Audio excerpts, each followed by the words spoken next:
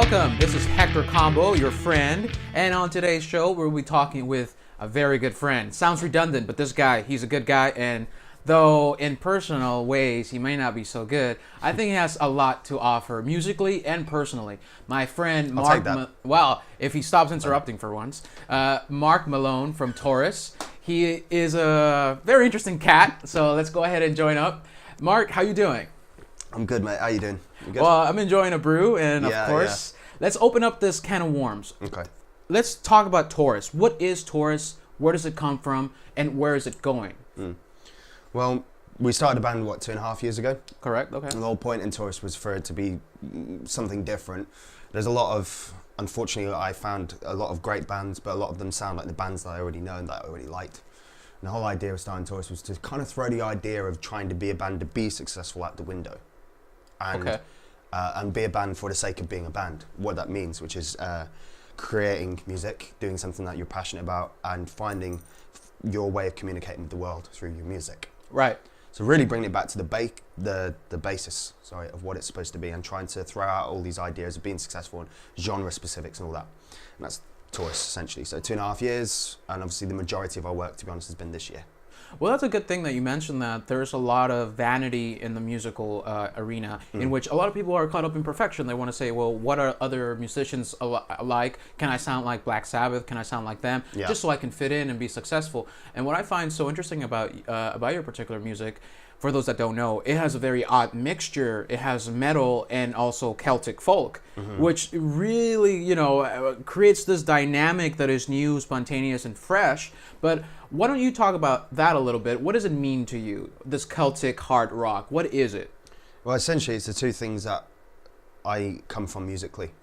Okay. Celtic, Irish and jiggy sort of tradition of music, and of course metal and hard rock that I grew up on.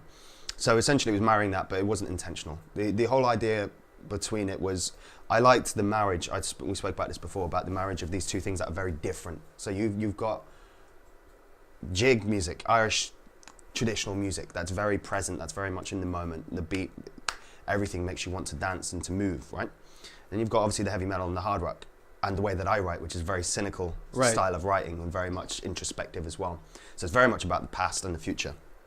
So you've got these kind of two things that shouldn't really work together, but they actually do. They almost balance each other out. So without it becoming too serious, too pessimistic, too even self-indulgent, that music just brings it back up to being enjoyable in certain parts of the songs. And it keeps that balance there. I think that's very important. That's what makes us different, I think. Yeah, I think that's a very interesting point, that it's not some self-indulgent activity where it's just like, woohoo, me, look at how hardcore I am. But it's more realistic. It's, something that is true to you. Let's talk about a recent song you had called Colors. Now, what I found about that song is very captivating with the lyrics. The lyrics were very deep. Now, that's something you don't typically expect from, rock bands. They just party or depression or, be real tough, depending on little cliches like that. But let's be real honest. That's what I have seen as of lately. So, but with your song, there's a deeper meaning that will take you a quite a good amount of time to get to the meaning. So what does it mean, Colors, this new song? Tell us how long it took you to produce it, how hard it was, and then tell us your meaning of it. What does it mean?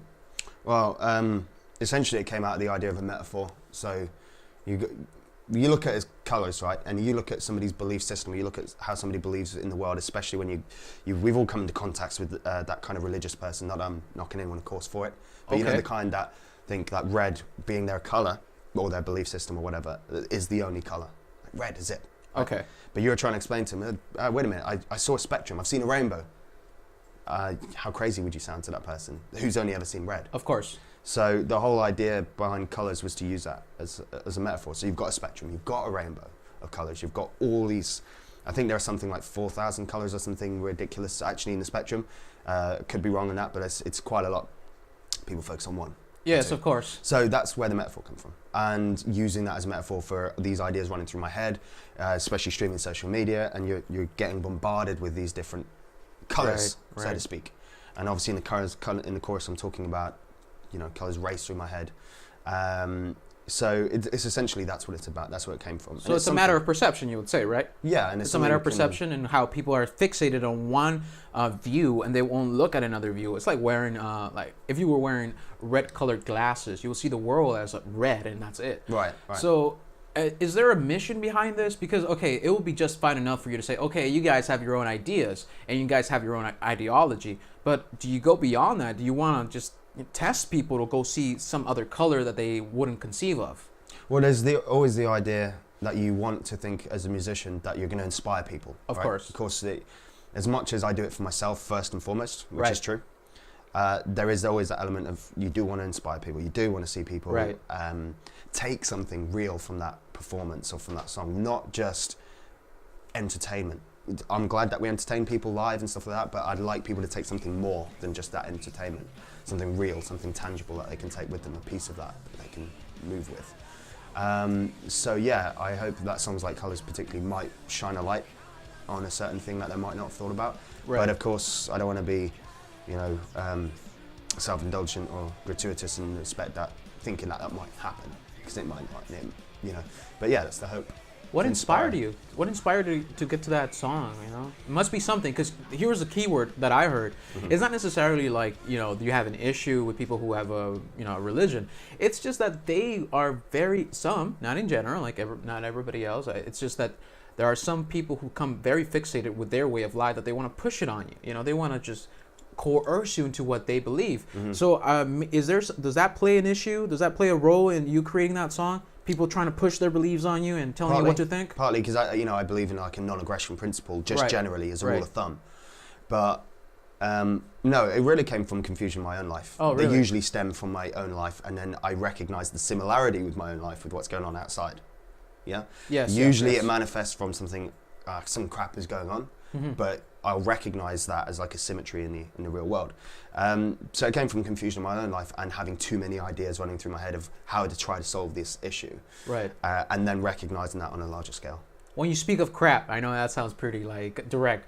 What type of stuff happened in your life or hard-hitting experience which formed the Marc Malone that we know of right now? The guy who gets on stage and starts screaming and getting all angry. And like you said, I've asked you before off the camera what you do, and it's kind of funny. I don't ever tell you this, but when you say, "Oh, I cut my wrists and I put them on right here for everybody to see my blood," I think takes courage. Yeah. For sure, it takes a lot of courage. But what happens? What forces you to say, "Hey, here, world, I am Marc Malone, and I am naked before you. Judge me as you may be, as you may want, but this is who I am." Who are you? How do you define yourself? Well, I mean, it's a big old question that you're asking there, I guess. Of course, I'm a big question kind of guy. You're not going to get softball questions here. It could be answered in a lot of different ways. I think there are a lot of experiences that I wouldn't go into today that crafted this person. Okay. Personal experiences, traumas, etc. Right. Losing people you love, this, that, whatever. There are lots of things that I could go into, but ultimately, it was learning from my experience. That's really made this artist. I mean, I count myself as an artist before anything, before a musician, just a creative person generally. What crafted that was my learning from the trauma and the experience growing up and the things that I noticed around the world and in my life. So the person that the person that's angry, the person that cuts his wrist, puts it in the paper for people to read and to hear, is really crafted out of somebody who's just trying to work out why he feels the way he feels about the world and how to live with it. Yeah, I understand. That's what it comes from. It's very understandable, but I must say, not that I am here sucking up to you. It's very admirable for you to go ahead and do that and learn from those experiences. Outside from what is music, why do we care about music? Because it gives us the tingles. It gives us this inspiration of being something larger than life. Yeah. So that's very important to bring to the table, and I think that's what you've offered in your music. Because when I listen to Colours, which is your most recent song, it just strikes me something very deep. So tell me more about the band, or how does it work? Since you are the one who creates the lyrics, right, and makes the songs. Tell us about your bandmates, how you guys get along, and just the musical lineup. How are those things functioning? Obviously, the band is made up of myself singing guitar, Tom on drums, and GMT. Tom who? Tom Fenn. Okay. And GMT on bass. Okay. So we write as a collective, but of course I generally bring in the meat and potatoes of the song, and then we work in and dig at it as a band and pull it out. But it's unfortunate and fortunate that it's my responsibility as the songwriter and as the guitarist and singer and stuff that I generally have to come up with this idea initially. Right. Sometimes though, JMT will come up a line on the bass or there'll be a drum riff, but you know, that's how it works. And we just dig into it as a band and we all just see how we feel about it. And when we all get the tingles, you all get the goosebumps. Right. Then you know that you've got the right song. What's the reception of people like from after your show, after you have a good show? Mm-hmm. What's the reception of people? What do they say to you? We've had some great, especially this year. We've done quite a lot of shows, quite a few tours and stuff. We've had some great. I mean, I've had people come up and say, apart from like Slipknot and Rammstein, that's the best show I've ever seen. You know, oh, great! And things like that, which is great. I try not to ever talk about those things because you know it sounds very like ego. You know, even I don't like to say that, but somebody said that to me. But that's true. You're excused by now because I asked you. So. Okay, well, you know that's one thing, and some other things as well. You know that we're the best band I've seen locally in many years, that kind of thing. But these are all opinions, of course. Not everyone will agree with them, but there's been some nice compliments. Usually the common theme from fans and from reviews and everything that I've seen is that they know that we don't hold back. You know, in a performance. Of course. It's all laid out on the stage, whether you like it or hate it. It's all left there. All of it comes out. All of the energy, all the rage, all the positivity, everything. Right. It's all there, left out. Every show like the last one, like it could be the last one. And this year you've had a tour and you've been playing a lot, right? So what's been happening this year and what's happening next for Taurus? Well, yeah, we've done about 5 tours in the last 12 months. Oh, okay. So about 50 shows around about that. So yeah, it's been really busy. Obviously we signed Holier Than Thou Records and released God Game Suicide and Colours. We're working on our debut album for the second quarter of 2017. So we can't name any dates or anything yet, but we know them, but I'm not going to name them. Of course, you know, enough pressure for you. Yeah, but there are things that we've got deadlines and stuff, and we're going to be completing this record very soon. Right. And I'm really, really, really happy with how the materials come together. It's just another evolution. It's another step above everything we've done before, which is great, and that's what's keeping us going. That's evolution. Good. I understand you guys are a UK-based band. You're born here out of Birmingham, but you also told me they've had playtime in the United States. And what's your reception across the pond? What do people tell you about your music? Texas, right, is one of the places that I've Texas, yeah. I mean, I can't even name the stations necessarily. It's something that our label will deal with, really. But yeah, I mean, we get messages. I get messages quite a lot from people in the States who want us to come over. It's to New York. I've had messages. I've had messages from Florida. I've had messages from California. I've had messages from Seattle. So we do get messages from people who want us to go there. But of course, it's all about the promoters. It's all about the funds, and it's all about just making sure it happens at the right time. But it will happen. Right. It's more of a matter of when than if. So it's just waiting for the right time. Generally speaking, the reception must be good since you've gotten a lot of requests to come and play, right? Sure. Yeah, I mean, obviously it's just growing that, and it's just building upon it like we've done here, to a point where we can come over and play to enough people and get to enough towns, and all we can do, excuse me, in the meantime is ask you guys to keep talking about us and keep spreading the word. The more that you spread the word, the quicker we can get over there. So. What's your ultimate vision or goal? I mean, you're doing very good as of right now. So maybe this wouldn't be proper to ask you, but what's the big picture with you? What's the big picture with Taurus? What's happening? Well, just what I said earlier, just to help myself communicate with the world. Right. Is there an important message that the world... The reason I ask you, is there an important message that the world is not receiving as of yet? Is there something that hasn't been talked about? I think, I guess I'd hope that people can emulate the individuality and try not to think that they have to be like other people, and because I think that can be one of the biggest problems we have in the world, of us feeling self-esteem being so bad because we feel like we have to be other people. And that happens in the music world. That happens to me as a writer. Sometimes I write a song and think, is that going to be commercial enough? Is that going to be this? All these things run through my head that shouldn't. All I should do is go, is it good enough? So I guess if anything, I'd like people to hopefully get that from it, the individuality, and be okay with them being themselves like I am. But again, it's a daily battle. I think to finish on, my only thing is just to communicate with the world better and use this as a vehicle to learn and communicate better. Yeah, that's an interesting and a very, again, I'll use this word, courageous mission, because to awaken something true within is a very hard and arduous task, and not many people will be willing to do it. It's a lot easier to be more about pomp and show and let people say, you're so cool, come to our plays, make us believe we're like everybody else, we're so fun.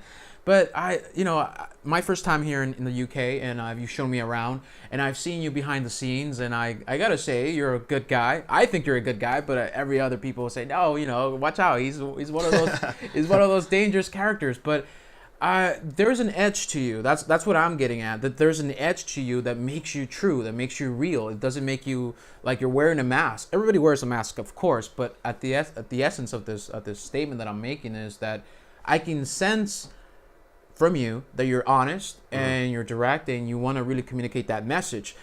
Unfortunately, right now, I think people haven't really tapped into that. But fortunately for you, that's the flip side. You're right there to communicate that message and really push them through. Yeah. I think that's needed. And so next year you're going to be doing more shows, of course, and you play to hundreds of people, and they're obviously very energetic towards your type of music.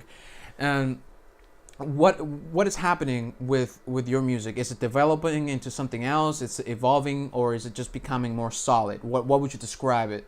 Well, as I'd say, we're evolving constantly. That's the bulk and the importance of what we do. I think when you stop evolving as a musician, there's probably time to call it quits. I think the important thing is to evolve, to constantly grow and communicate, as I say, better with the bandmates and with the people you're playing to, and just learning new things and making sure that you're constantly keeping it interesting for yourself and for the people that are listening, and giving their money, and because people don't have to come out to a show, people don't have to buy a CD. Right. People voluntarily come out and going, here's my £10, whatever. So I want to, so we owe it to them as much as ourselves to always keep it interesting and always to evolve, never to get stagnant. We owe it to the fans as much as to ourselves as artists. Well, obviously the UK is the center of music. There's a lot of music coming out from England. From those outside of this particular location, what do you say to them? What is the musical scene like here, and what do you think of it? What are your influences? After, I want you to answer that question. But first of all, what is it to be a musician here in the UK? What is the general sensation here? Because it's a lot different. I gotta say, for someone who has been interviewing different bands, it's a lot different scene in Texas or in the East Coast of the United States. But somewhat similar. I would like for you to talk about how your development here in the UK has influenced you, and how you kind of just put a market in, you put a stake in this whole music industry of who you are. Does that make sense? Does that question make sense to you? I guess to answer the question about how it's different and what we do. Right. No. I mean, it's a very small community actually. Oh, really? Okay. So. To some degree, at least when you're starting it, it's quite a small community. So, so I think that's the difference. It starts very small and it grows out. And Birmingham and other cities around the country, it's very similar. It starts like a small sort of group and then build out from there. And I think that's probably the same everywhere. I think that's probably common across the board. What are your musical influences? So, I mean, what do you listen to? And I already know this answer, but I want people to be on record here. What does Marc Malone listen to while he's not playing music? Well, Tool. Oh, you might be I am surprised. very surprised. Might be surprised. I am very surprised here. Obviously, I grew up on Metallica and Judas Priest. Oh, nice. And Judas Priest, obviously from here as well. Right. And that kind of thing. So yeah, a little bit of everything, as well as like Clannad and Enya, and a bunch of Irish music and things. So nice. As well as, I don't know, I listen to all sorts, to be honest. I try not to differentiate with genre, but whether I like it or not. But there are certain differences you can't deny. But I think you think you have a taste for everything, right? A taste for everything. You don't have a. If it's got soul in it, I'll probably enjoy it. Basically. Right. So far, so good. The Metallica album, you're enjoying it, and you keep raving about it like it's the next new coming of Christ, which must be really good, good tunes then, right? Yeah. It's good, man. It's good. It's nice. Again, it's good. It's good to hear good music that's fresh and that's powerful. Can I assume that some of the bands that you've already mentioned are they your inspiration for? Do they take any influence from them? Yeah, I try not to take too much. I think that's the thing. Very difficult because you love people, you look up to people, you want to be like them, because it's an automatic response when you really like something or somebody to just emulate without even noticing you're doing it. So I have to always take a step back and go, I don't want to be too much like them as well. So there's always that struggle. I know that your journey is not finalized. I know you still have a lot more to go, but I do have some friends who are part of the music, they want to create music, but they haven't been signed on to any label.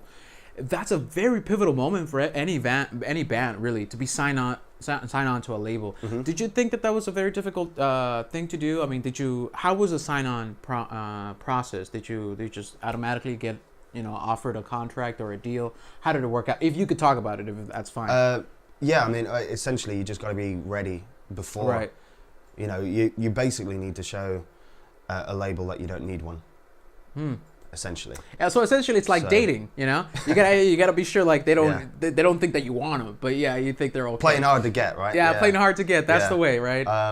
Is that how you lived your life? Hard to get. Well, yeah, maybe I shouldn't answer that. I think play it safe. The idea, you're in the hot seat. You're in Hector Combo's hot seat. That's what you're doing right now. I'm not that character necessarily, but as I say, I think you have to work hard and be ready regardless of anybody else. Right. Regardless of anything in the industry, regardless of any fan. So that's great advice, because then you'll be left waiting on somebody else's cue. But essentially what I've understood from your conversation and what you had to say about your band is that you do your own thing no matter what, and if the time comes, you're going to be ready because you've already been doing the work. And that's why I truly enjoy your company. So for just to catch up the viewer and the listener, Marc Malone and I have been friends off and on, right? But and this is my first time visiting you, and I saw firsthand your culture, your way of life. It's basically not very different. We're across the pond. We're very alike, you and I. We're very alike. But I want to know your last final thoughts. What's your perception of life as it is right now, and what you plan to do in the future for yourself and for the band? Well, I think things are a bit mad at the moment in the world. Right. We're all tuned into it via social media and via things like this. So of course we see instant updates. So I think it's pretty mad, and I think we're all feeling the effects of it. And in this band, particularly in what we do creatively, we're using the effects of that to our advantage and working with it and making music that can relate to where we are in our lives at the moment. And I think that's pretty much it. Well, I'm glad you joined me today on Hector Combo's Hot Seat. Well, essentially, this program was intended to show that there's real characters in the music, real individuals, independent, who are willing to go and risk themselves out there. And by that, I mean showing the true essence of who they are as people and inspiring other people to be real and authentic, which is definitely what we need in our time. And honestly, this journey is something that has given me room and time to think and thought over about all these projects that I've been doing in the past. Not necessarily like it would be the same things that you're doing, but just your music is very inspirational, and I want to thank you to be in my show. Thanks for having me, man. Appreciate no problem. No, thanks to you for having me, right? Yeah. Cool. Double entendre for anyone who's listening there. And anyway, I want to thank you very much for giving us your time and attention. Until the next one, this is your friend, Hector Combo. Peace.